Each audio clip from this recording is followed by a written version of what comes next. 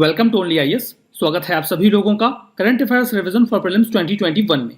Indian society के current affairs के revision का ये हमारा 11वां लेक्चर है।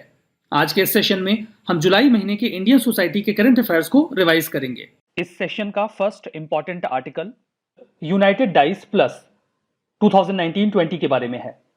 आप इसे यूनाइटेड डाइस कह लीजिए या फिर यू डाइस कह लीजिए।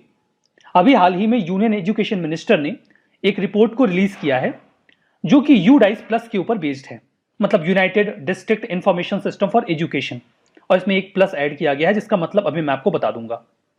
स्कूल एजुकेशन के ऊपर है बेसिकली ये।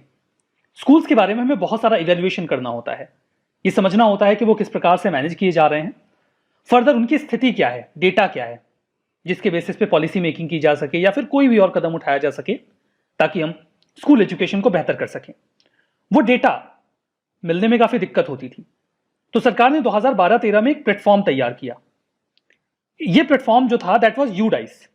एक्चुअली में इसके पहले एक इनिशिएटिव चला करता था जिसे डाइस कहा जाता था, district information system for education, और एक सेमिस होता था जो कि सेकेंडरी एजुकेशन के लिए होता था। तो DISE for elementary education and SEMIS for secondary education, इनको यूनाइट किया गया, और जब इनको यूनाइट किया गया तो नाम निकल के आया यू डाइस।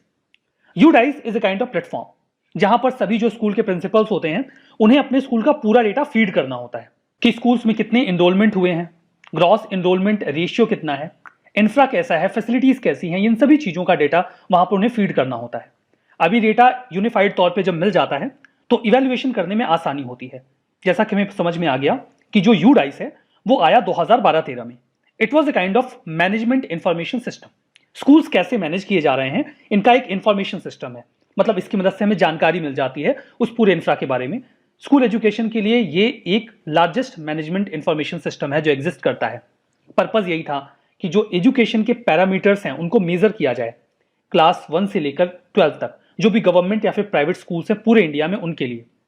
ये तो बात चल रही थी यू डाइस के बारे में। सरकार ने 2018-19 में प्लान किया कि हम इसको थोड़ा इंप्रूव करते हैं, तो इसे अपडेट करके इसका एक इंप्रूव्ड वर्जन लॉन्च किया गया यू डाइस का, और उसके आगे एक प्लस ऐड कर दिया गया। तो जो यू डाइस था वो आया 2012-13 में और यू डाइस प्लस आया 2018-19 में, ताकि डेटा एंट्री एरर्स को कम किया जा सके, डेटा क्वालिटी को इंप्रूव किया जा सके और वेरिफिकेशन को आसान बनाया जा सके। इन सभी सहूलियतों को तैयार करते हुए यू डाइस प्लस आया। तो अभी जो डेटा हमारे पास अवेलेबल है उसका रेफरेंस ईयर है 2019-20, मतलब 19-20 का डेटा हमारे पास है। क्या निकल के आया? निकल के ये आया कि जो ग्रॉस एनरोलमेंट रेशियो है वो 2019-20 में 2018-19 की तुलना में इंप्रूव हुआ है। फर्दर 2019-20 में जो 80% स्कूल्स हैं वहां पर फंक्शनल इलेक्ट्रिसिटी है, बिजली है, ये इंप्रूवमेंट 6% है 2018-19 की तुलना में। हमारा last article school innovation ambassador training program के बारे में है। यूनियन एजुकेशन मिनिस्टर और ट्राइबल अफेयर मिनिस्टर ने ज्वाइंटली इसे अभी लॉन्च किया है 50,000 स्कूल टीचर्स के लिए। यह ट्रेनिंग प्रोग्राम है, टीचर्स को ट्रेन किया जाएगा ताकि वो innovation, entrepreneurship, IPR, intellectual property right, design thinking, product development, idea generation, इन सब फील्ड में और अच्छा परफॉर्म कर सके। ये काफी इनोवेटिव प्रोग्राम है स्कूल टीचर्स को ट्रेन करने के लिए। जो ट्रेनिंग होगी वो केवल ऑनलाइन मोड में ही दी जाएगी। इस पूरे प्रोग्राम को डिजाइन किया गया है इनोवेशन सेल के द्वारा, जो मिनिस्ट्री ऑफ एजुकेशन के तहत आता है, और AICTE के द्वारा। इनोवेशन सेल इनिशिएटिव है मिनिस्ट्री ऑफ एजुकेशन का, जो एजुकेशन सेक्टर है उसमें इनोवेशन को और बेहतर करने के लिए स्पेसिफिकली हायर एजुकेशनल इंस्टीट्यूशन में इसे एस्टैब्लिश किया गया था all India council for technical education के प्रेमाइस में। कल स्माइल स्कीम के बारे में है। हाल ही में ministry of social justice and empowerment ने फ्रेम किया है स्माइल स्कीम को, जिसका फुल फॉर्म है support for marginalised individuals for livelihood and enterprise scheme.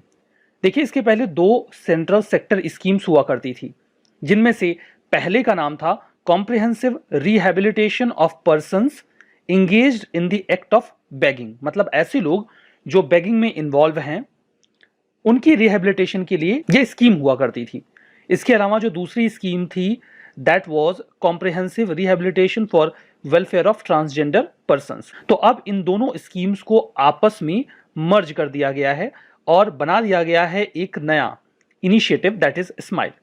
यहां पर जो फोकस एरिया है वो है रिहेबिलिटेशन।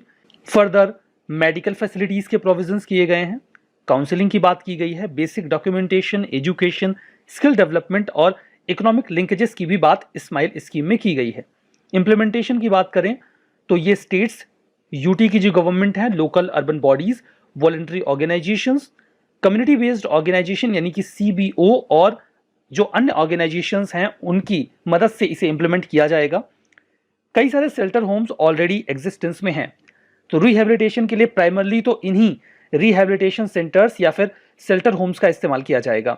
अगर ऐसा महसूस होता है कि और शेल्टर होम्स की आवश्यकता है तो और नए डेडिकेटेड शेल्टर होम्स भी बनाए जाएंगे। ये जो पायलट प्रोजेक्ट है इसे 10 सिटीज में इनिशियल फेज में पायलट प्रोजेक्ट के तौर पे शुरू किया जा रहा है। 2000 दिल्ली, बेंगलोर, चेन्नई, हैदराबाद, इंदौर, लखनऊ, मुंबई, नागपुर, पटना और अहमदाबाद। अगर सब कुछ अच्छा रहा तो इसे अन्य शहरों में भी एक्सटेंड कर दिया जाएगा। अगला आर्टिकल बात करता है PM CARES for children scheme.